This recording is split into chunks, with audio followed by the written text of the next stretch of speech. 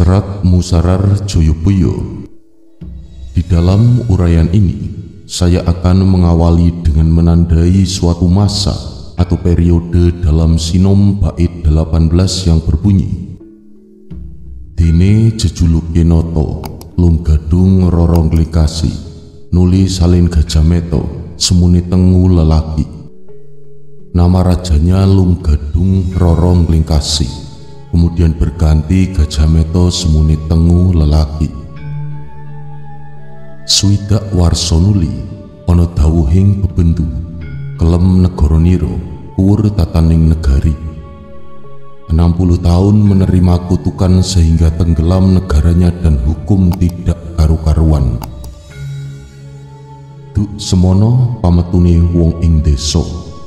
Waktu itu pajaknya rakyat adalah lung gadung krorong glingkasi, memiliki makna yaitu pemimpin yang penuh inisiatif atau cerdas, namun memiliki kelemahan sering tergoda wanita.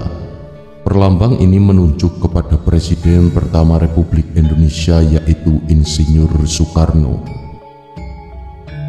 Sedangkan gajah meta semuni tengu lelaki bermakna pemimpin yang kuat karena disegeni atau ditakuti, namun akhirnya terhina atau nista.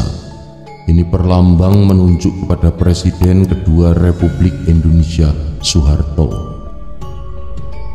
Ya, dalam bait ini juga dikatakan bahwa negara selama ini menerima kutukan sehingga tidak ada kepastian hukum. Lalu dalam bait 20 dikatakan, wujude ingkang negara narendra pisah lan abdi, Prabupati soang-soang samono ngalih negari zaman kutilo gentik. Negara rusak, raja berpisah dengan rakyat, bupati berdiri sendiri-sendiri, kemudian berganti zaman kutilo.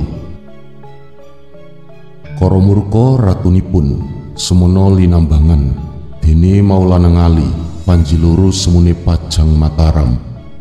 Rajanya Koromurko, lambangnya Panji loro semune Pajang Mataram. Bait ini menggambarkan situasi negara yang kacau, pemimpin jauh dari rakyat, dan dimulainya era baru dengan apa yang dinamakan otonomi daerah sebagai implikasi bergulirnya reformasi atau zaman kutilo, yang dimana karakter pemimpinnya saling jegal untuk saling menjatuhkan. Rojo Koromurko. Perlambang Panji loro semune Pajang Mataram bermakna ada dua kekuatan pimpinan yang berseteru. Yang satu dilambangkan dari Trah Pajang Joko Tingkir dan yang lain dilambangkan dari Trah Mataram Paku Buwono. Hal ini menunjuk kepada era Gus Dur dan Megawati. Lalu pada bait 21 tertulis, nakodo melu waseso, kaduk bondo sugiwani, sarjana sirep sadoyo, wong cilik kawelas asih. Nahkoda ikut serta memerintah, punya keberanian dan kaya, sarjana tidak berdaya, rakyat kecil sengsara. Mahomah bosah basih, kata Rajang Margo Agung, Panji loro dian sirno. Rumah hancur berantakan diterjang jalan besar. Nuli rorongang susami, rondo loro nututi pijer tetukar. Kemudian diganti dengan lambang rorongangsu, rondo loro nututi pijer tetukar. Situasi negara dalam bait ini digambarkan bahwa kekuatan asing memiliki pengaruh yang sangat besar. Orang pandai berpendidikan tinggi dilambangkan tidak berdaya, pintar keblinger. Kondisi rakyat kecil makin sengsara saja. Perlambang rorongangsu, rondo loro nututi pijer tetukar bermakna seorang pemimpin wanita yang selalu diintai oleh dua saudara wanitanya, seolah ingin menggantikan. Perlambang ini menunjuk kepada Megawati, Presiden Republik Indonesia kelima, yang selalu dibayang-bayangi oleh Rahmawati dan Sukmawati. Pada bait 22 dikatakan, Tan kober pae sariro sinjang kemben tan tinolih, lajengipun sinung lambang dene Maulana Ngali Samsujen sang Ayogi tekane sang kala bendu sasmitane lambang kang kocap punika. Perlambang tan kober pae sariro sinjang kemben tan tinolih bermakna pemimpin yang tidak sempat mengatur negara karena direpotkan dengan berbagai masalah. Ya, ini menunjuk kepada Presiden Republik Indonesia ke-6, yaitu Susilo Bambang Yudhoyono atau SBY. Sedangkan perlambang Semarang Tembayat merupakan tempat di mana tempat seseorang memahami dan mengetahui solusi dari apa yang terjadi. Kemudian pada bait 27 berbunyi, dene besok nuliono tekane kang tunjung putih semune pudak kasungsang bumi Mekah denyo lair iku kang anggaratoni jagat kabeh ingkang mengku juluk Ratu Amisan sirep musibating bumi wong nakodo milu manjing ing samuan. Kemudian kelak akan datang tunjung putih semune pudak kasungsang lahir di bumi Mekah Jawa menjadi raja di dunia bergelar Ratu Amisan. Redalah kesengsaraan di bumi, nahkoda ikut ke dalam persidangan. Perlambang tunjung putih semune pudak kasungsang memiliki makna seorang pemimpin yang masih tersembunyi berhati suci dan bersih. Inilah seorang pemimpin yang dikenal banyak orang dengan nama Satrio Piningit. Lahir di bumi Mekah Jawa merupakan perlambang bahwa pemimpin tersebut adalah seorang berhati suci yang memiliki tingkat ketauhidan yang sangat tinggi. Prabu Tusing Waliullah kedatone pan kekalih ing Mekah ingkang satunggal tanah Jawi kang sawiji. Renae iku kaki perak lan gunung prau sakulone tempuran balane samyodre asih yoiku Ratu Rinenggeng sajagat. Raja utusan Waliullah berkedaton dua di Mekah dan tanah Jawa. Letaknya dekat dengan Gunung Prau sebelah barat tempuran. Dicintai pasukannya, memang raja yang terkenal sedunia. Bait ini menggambarkan bahwa pemimpin tersebut adalah hasil didikan atau tempaan seorang utusan Tuhan yang juga selalu tersembunyi. Berkedaton di Mekah tanah Jawa merupakan perlambang yang bermakna bahwa pemimpin tersebut selain berhati suci juga berpegang teguh pada kawruh Jawa atau ajaran leluhur Jawa mengenai atau berkenaan dengan laku tomo atau laku utama. Sedangkan Gunung Prau seperti telah disinggung di atas adalah Lebak Caweni. Sedangkan tempuran adalah pertemuan dua sungai di muara yang biasanya digunakan untuk tempat bertirakat atau kungkum bagi orang Jawa. Namun di sini tempuran bermakna watu gilang sebagai tempat pertemuan alam fisik dan alam gaib. Nah, dalam budaya spiritual Jawa, keberadaan watu gilang sangat lekat dengan eksistensi seorang raja. Ya, insya Allah pemimpin tersebut akan mampu memimpin Nuswantara ini dengan baik, adil dan membawa kepada kesejahteraan rakyat, serta menjadikan Nusantara ini sebagai mercusuar ataupun barometer dunia. Dalam bait-bait terakhir ramalan Joyoboyo digambarkan suasana negara yang kacau penuh carut marut serta terjadi kerusakan moral yang sangat luar biasa. Namun dengan adanya fenomena tersebut kemudian digambarkan munculnya seseorang yang arif dan bijaksana yang mampu mengatasi keadaan. Berikut adalah cuplikan bait-bait tersebut yang menggambarkan ciri-ciri atau karakter seseorang itu. Selet-selete yen besok ngacik tutuping taun sinungkalan Dewa Wolu, ngasta manggalaning ratu bakal ana dewa ngejawantah. Apa ngawak manungsa, apa surya padha Bathara Kresna, awatak Baladewa, agegaman Trisula Weda, jinejer wolak-walik ing jaman. Selambat-lambatnya kelak menjelang tutup tahun, sinungkalan Dewa Wolu ngasta manggalaning ratu, akan ada dewa tampil berbadan manusia, berparas seperti Bathara Kresna, berwatak seperti Baladewa, bersenjatakan Trisula Weda, tanda datangnya perubahan zaman. Iku tandane putra Bathara Indra wis katon tumeka ing Arcapada ambebantu wong Jawa. Itulah tanda putra Bathara Indra sudah nampak datang di bumi untuk membantu orang Jawa. Bola prewangan makhluk halus podo baris, podo rebut benere garis, tan kasat moto, tan arupa sing madegani putrane Bathara Indra.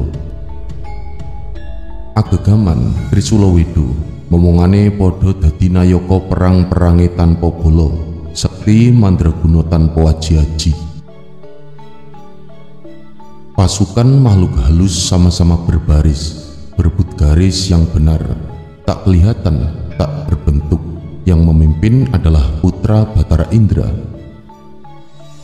Bersenjatakan Trisula Weda, Trisula Weda, para asuhannya menjadi perwira perang. Jika berperang tanpa pasukan, sakti mandraguna tanpa asiman. Ape parap pangeraning perang, tanpa kro anggoning nyandang, ning yo bisa nyembadani ruwet rentenging wong sak pirang-pirang. Artinya bergelar pangeran perang kelihatan berpakaian kurang pantas, namun dapat mengatasi keruwetan banyak orang.